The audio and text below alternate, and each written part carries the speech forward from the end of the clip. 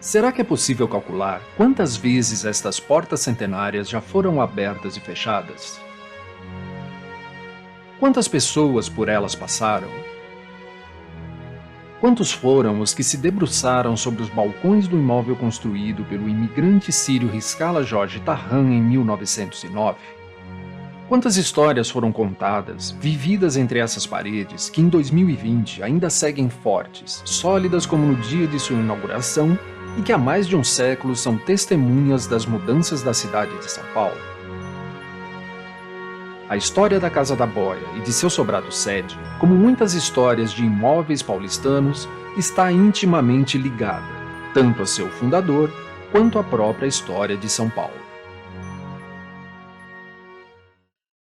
Riscala Jorge Tarhan foi um imigrante sírio que chegou ao Brasil em 1895 vindo de Alepo, norte da Síria, país onde aprendera com o pai a arte da fundição do cobre. O jovem imigrante, ao chegar a São Paulo, procurou meios de exercer o ofício que trazia da Síria e empregou-se em uma pequena fundição no centro da capital. Não demorou muito para fundar, em 1898, sua própria empresa, a Riscala Jorge e Companhia, na Rua Florencio de Abreu 11, atual 123. Foi o encontro das habilidades trazidas da Síria com um momento de grandes mudanças na capital paulista que impulsionaram os negócios da empresa. Data de 1894 o primeiro Código Sanitário do Estado de São Paulo. Composto por 520 artigos, o código regulamentava tanto o espaço público quanto o privado e como deveriam ser feitos o abastecimento de água, os serviços de esgotos e a precaução das moléstias. Especificava os materiais a serem utilizados nas estruturas, na hidráulica, no revestimento e no aparelho sanitário das edificações. A produção do estabelecimento, que inicialmente se restringia a artigos de decoração em cobre, como lustres, candelabros, arandelas, foi ampliada, englobando também materiais sanitários, como sifão, canos, conexões, caixas de descarga e a boia para a caixa d'água. É este objeto, aliás, o responsável pela mudança do nome da empresa, que viria a ser conhecida, no futuro, como a Casa da Boia. Entre os clientes daquela época, a Casa da Boia comercializou tanto com entidades públicas, como o Desinfectório Central e a repartição de águas e esgotos, quanto privadas, como com a Ernesto de Castro e Companhia, empresa formada pela Sociedade entre Ramos de Azevedo e seu genro, Ernesto Dias de Castro. Desde o século XVI, a rua em que se localiza o sobrado histórico da Casa da Boia era um importante caminho de conexão a quem se dirigia ao interior do estado. Posteriormente, se tornou um dos principais pontos que ligavam a região do centro com a da Luz, uma relevante conexão ferroviária com o Porto de Santos, principal entreposto de importação e exportação do estado de São Paulo. No ano de 1881, o logradouro passou a ser intitulado informalmente Rua Florencio de Abreu, em homenagem ao presidente da província que promoveu seu calçamento. O nome foi oficializado em 24 de agosto de 1916 pelo Ato 972. Já em 1877, como mostra um mapa da cidade produzido por Francisco Albuquerque e Jules Martin, a Rua da Constituição, atual Florencio de Abreu, possuía uma linha de bonde e uma estação de embarque de passageiros, se constituindo como um ponto de circulação de pessoas. As linhas de bonde, em especial a partir de 1900, quando se iniciam as composições elétricas pela companhia canadense Tramway Light and Power Company, fizeram parte da construção simbólica de um ideário de modernidade, que, associado a outros equipamentos, forjava a imagem da São Paulo moderna. Na foto de 1914, é possível identificar o traçado de uma linha de bonde convivendo simultaneamente com uma carroça, mostrando que diferentes temporalidades estavam sobrepostas na cidade. Foi nessa São Paulo em transformação frenética que Riscala Jorge ergueu, no ano de 1909, o sobrado em estilo eclético, predominante na arquitetura do século XIX e início do século XX. De acordo com o arquiteto e professor da Universidade de São Paulo, Carlos Lemos, o ecletismo é a somatória de criações individuais, cada qual com a sua própria explicação. Seu colega, o também arquiteto e professor Benedito Lima de Toledo, defendia que o ecletismo é a criação que utilizava diversos momentos da história da arquitetura. A edificação erguida por Riscala Jorge é um exemplo dessa arquitetura que privilegia a simetria dos espaços, a valorização da grandiosidade, a proporção e o rigor de sua construção. Traz elementos arquitetônicos particulares, como a data de construção, escrita em árabe e algarismos romanos, além da representação da boia que deu fama ao local. Figuras mitológicas dividem espaço com imagens de inspiração religiosa, enquanto gradis em ferro de inspiração orgânica remetem ao Art Nouveau, característico da época.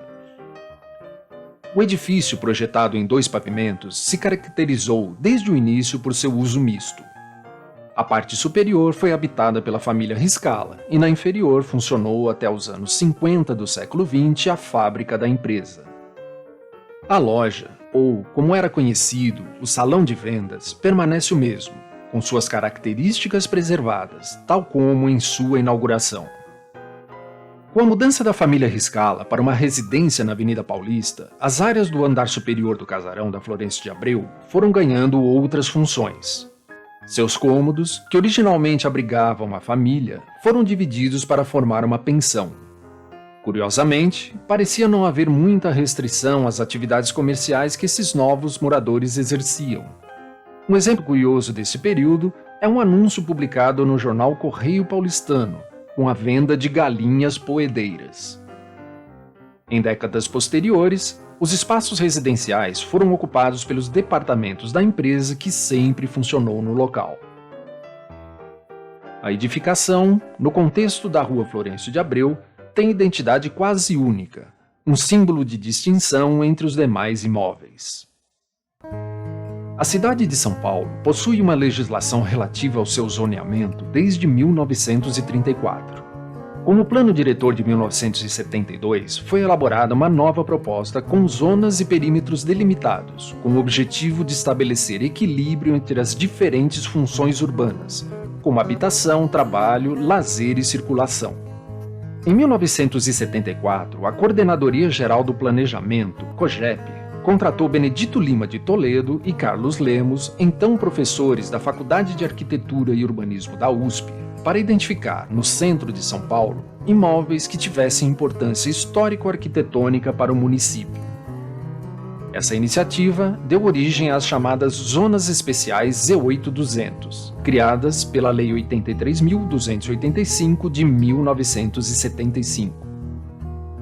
A Z8-200 abrangiu imóveis de caráter histórico ou de excepcional valor artístico, cultural ou paisagístico, destinados à preservação.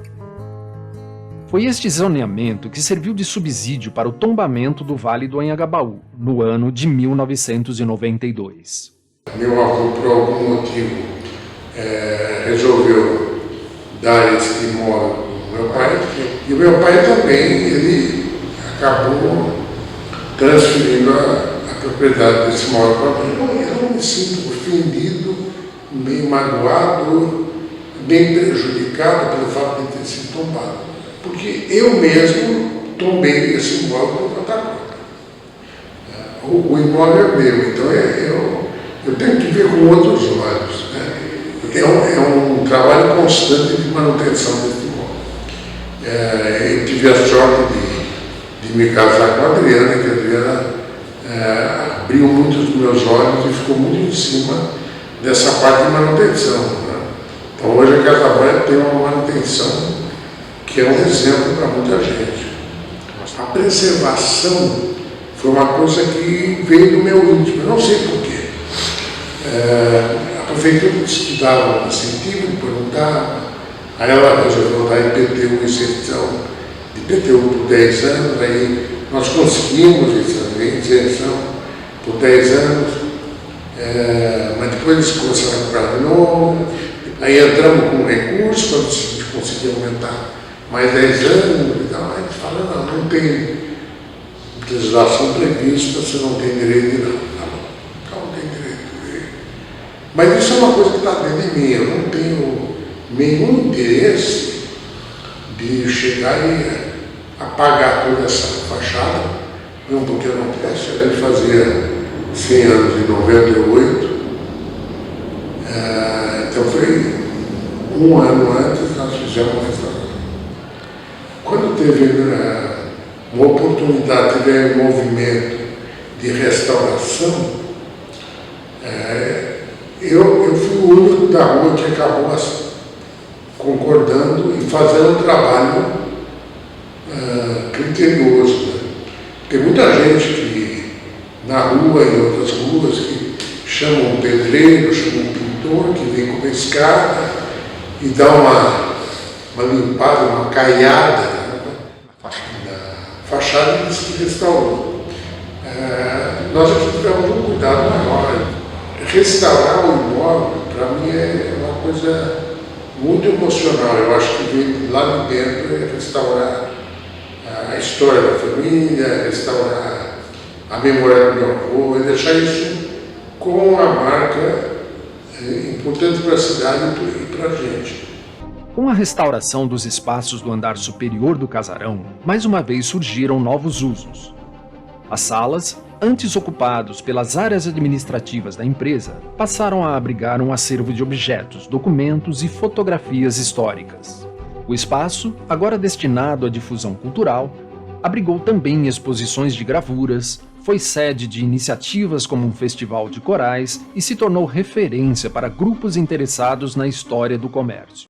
Manter um casarão dessas proporções, em pleno centro da capital paulista, é uma tarefa que exige planejamento e, ao mesmo tempo, necessidade do respeito à legislação, já que, lembremos, desde 1992, o imóvel é tombado pela municipalidade.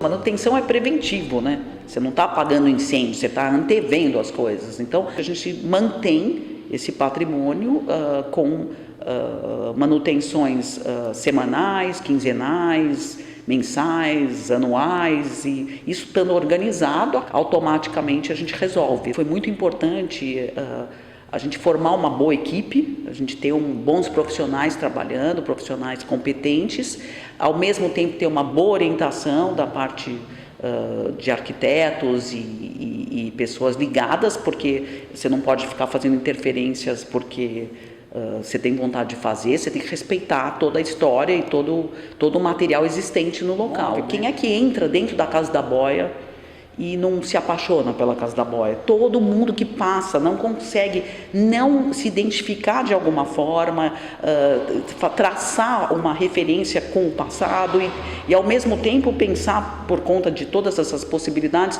no futuro. Então acho que a gente tem várias coisas acontecendo ao mesmo tempo e isso é incessante, né? Está toda hora se reinventando. A filosofia preservacionista, a responsabilidade histórica e a notoriedade que a Casa da Boia conquistou com essas iniciativas conferiram cada vez mais significância à empresa e ao edifício no contexto histórico-cultural da cidade.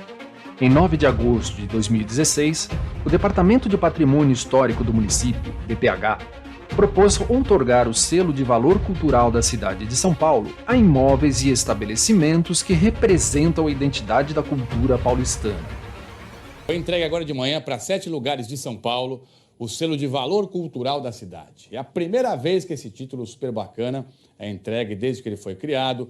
A escolha foi feita pelo Conselho Municipal de Preservação e Patrimônio, depois de uma longa seleção, já que nossa cidade é tão cheia desses estabelecimentos. Os repórteres Filipe Mancuso e Rodrigo Gutierrez foram visitar 2 desses lugares. Casa da Boia, um lugar onde ser do século retrasado é motivo de orgulho. E a Casa da Boia foi participando pela hidráulica da história de São Paulo, em toda a sua urbanização. Em 2020, o imóvel foi um dos escolhidos em concurso do DPH para abrigar uma das placas da memória paulistana. Na esteira das ações de preservação do patrimônio material do imóvel e também do seu legado imaterial, surge na Casa da Boia o movimento denominado Casa da Boia Cultural. Uma das características da Casa da Boia que eu acho apaixonante é que não existe elitismo. a gente convive com todas as comunidades. Você tem os hippies, você tem o encanador, você tem o artista, você tem o estudante, você tem o fotógrafo, você tem o designer, você tem o arquiteto, o engenheiro, enfim. São várias comunidades convivendo e isso, essa cultura que a gente quer passar adiante para toda essa população e todas essas comunidades, a gente quer fazer de uma forma muito suave. Por que não fazer eventos na fachada?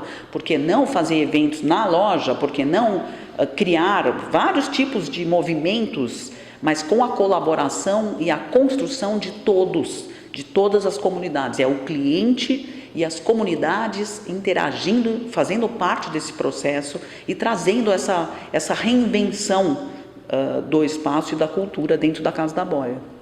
Neste contexto, as atividades de preservação documental, iniciadas em 2018 a partir de um trabalho de identificação, limpeza, armazenamento adequado e catalogação de um vasto acervo documental, composto atualmente por mais de 3.000 documentos, com mais de 10.000 itens, dão suporte histórico às diversas atividades de difusão histórico-cultural. Dentre elas, a utilização do imóvel como suporte para reflexão sobre sua própria história, a história da cidade, de seus habitantes, das relações comerciais e pessoais. Mais uma vez, e agora de forma holística, a edificação ganha um novo significado. Extrapolando a relação inicial em que residência e comércio ocupavam áreas específicas do imóvel, seu uso contemporâneo integra as atividades do comércio com as culturais e históricas. Exposições no salão de vendas, referências históricas na comunicação comercial, valorização dos elementos arquitetônicos e releitura de antigos produtos em novos lançamentos comerciais tornam única a experiência de uso integrado dos espaços. A origem da Casa da Boia e de seu sobrado sede está intimamente ligada à própria história de São Paulo. Se em algum momento destes mais de 110 anos este imóvel icônico se tornou apenas mais um com futuro incerto, foi a partir de uma visão de responsabilidade histórica de Mário Riscala, neto e herdeiro do fundador, que o casarão da Rua Florencio de Abreu 123 ainda se ergue firme. Em seus alicerces de concreto e ferro repousam a memória da arquitetura de uma época de grandes transformações. No alicerce da consciência da responsabilidade para com a memória histórica se projeta um espaço de resistência cultural, de reverência à memória e de construção de novos significados para o seu próprio futuro.